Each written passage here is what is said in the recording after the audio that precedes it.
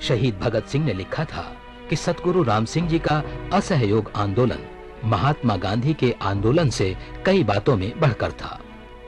अदालतों का बहिष्कार, अपनी पंचायतों की स्थापना, सरकारी शिक्षा का बहिष्कार, विदेशी सरकार के साथ-साथ उन्होंने रेल, तार तथा डाक के बहिष्कार का भी पूरा प्रचार किया।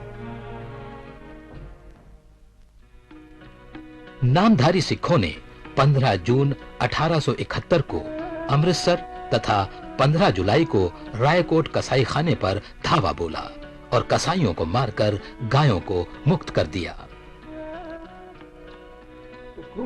अंग्रेज शासन ने जानबूझकर गाय के वध की अनुमति दी थी। नामधारी सिखों, हिंदुओं और सिखों के लिए गाय की सुरक्षा एक पवित्र बुनियादी मुद्दा था। इसलिए सतगुरु राम सिंह जी ने अपने अनुयायियों को इस परंपरा का पालन करना सिखाया।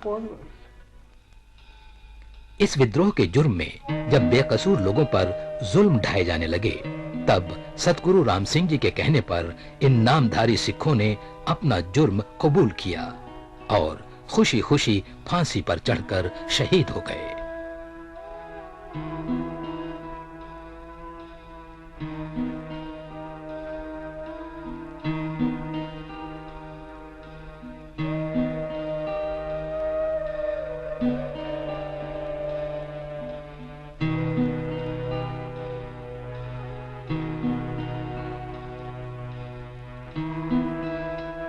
अंग्रेजों के खिलाफ नफरत और बगावत के शोले भड़क उठे थे। नामधारी हमले के लिए एकजुट हो ही रहे थे कि मलेरकोटला में गौ हत्या का तांडव अपना भयानक रूप ले चुका था।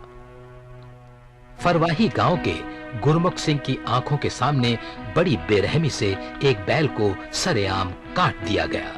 फिर क्या था, आजादी के ये मतवाले मलेरकोटला पर टूट पड़े गौ माताओं को आजाद करने के लिए।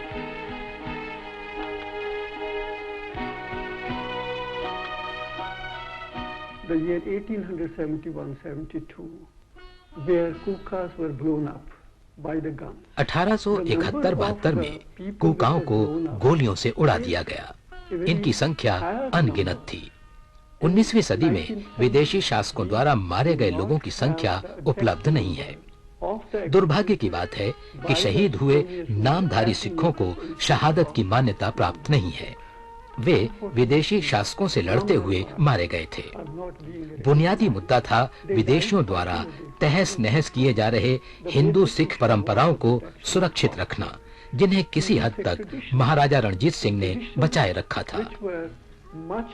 Preserved by Maharaja Ranjit Singh's rule, but the tradition which was broken by the colonial rule.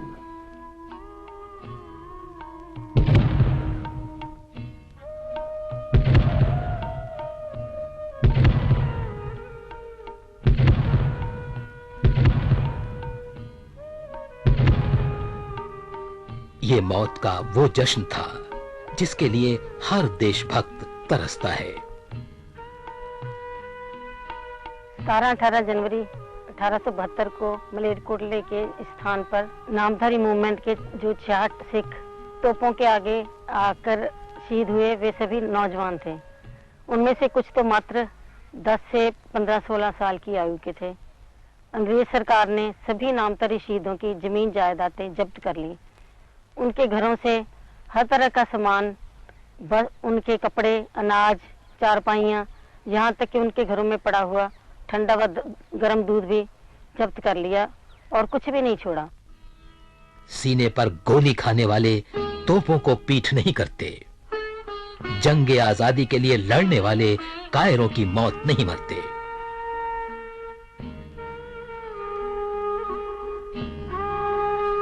मौत के कद तक पहुंचने का ऐसा जज्बा लाखों के दिलों में देशभक्ति का बीज बो गया।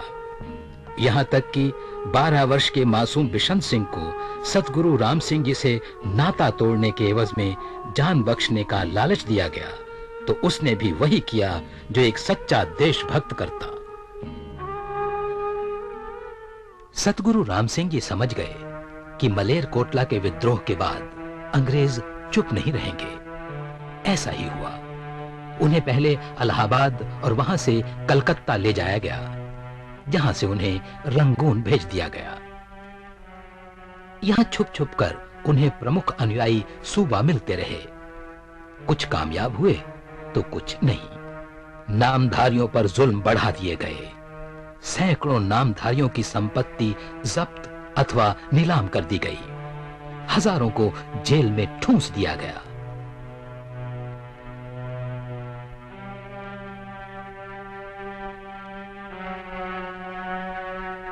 असंख्य को काले पानी की सजा हो गई और कईयों को सागर में डुबोकर मार दिया गया। पर गुरु के मतवाले कहां डरने वाले थे। जंग ने अपना रूप बदला था, इरादा नहीं। सतगुरु राम सिंह जी के देश निकाले के बाद सतगुरु हरि सिंह जी ने पंथ का मार्गदर्शन किया। उन्हें भी भैणी साहब में नजरबंद रखा गया। श्री सतगुरु प्रताप सिंह जी के समय में इंडियन नेशनल कांग्रेस के झंडे तले आजादी की लड़ाई आरंभ हो गई। नामधारी कांग्रेस के साथ कंधे से कंधा मिलाकर अंग्रेजों के विरुद्ध आंदोलन में जुट गए। उन दिनों भैणी साहब राजनैतिक हलचल का प्रमुख केंद्र था, साथ ही अंग्रेज सरकार द्वारा घोषित विद्रोहियों का शरण स्थल भी। नामधारी सिखों ने स्थान स्थान पर अधिवेशन करके लोगों को अंग्रेजों के विरुद्ध संगठित करना शुरू कर दिया। 17 फरवरी 1939 को लुधियाना में स्टेट पीपल्स कॉन्फ्रेंस हुई। पंडित जवाहरलाल नेहरू के नेतृत्व में एक विशाल जुलूस विदेशी सरकार के विरुद्ध निकाला गया। सतगुरु प्रताप सिंह जी ने हजारों नामधारियों के साथ शामिल होकर इस जुलूस की शोभा बढ़ाई।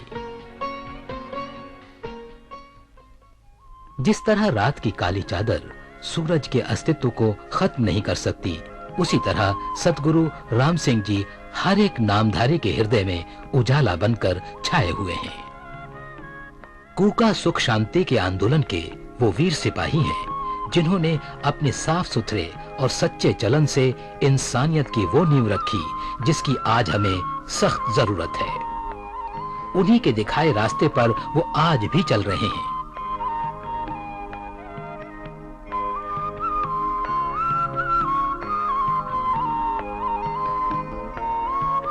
जैसे बेसहारों को सहारा देना,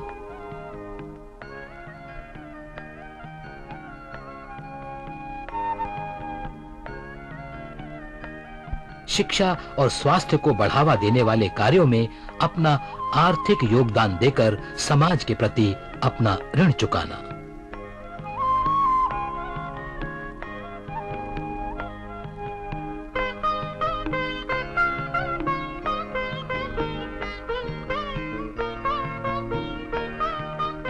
आज गुरु जगजीत सिंह जी सतगुरु राम सिंह जी की धरोहर को परवान चढ़ा रहे हैं और नामधारी बड़ी ही ईमानदारी से अपने गुरु के बताए आदर्शों का मन, वचन और कर्म से पालन कर रहे हैं।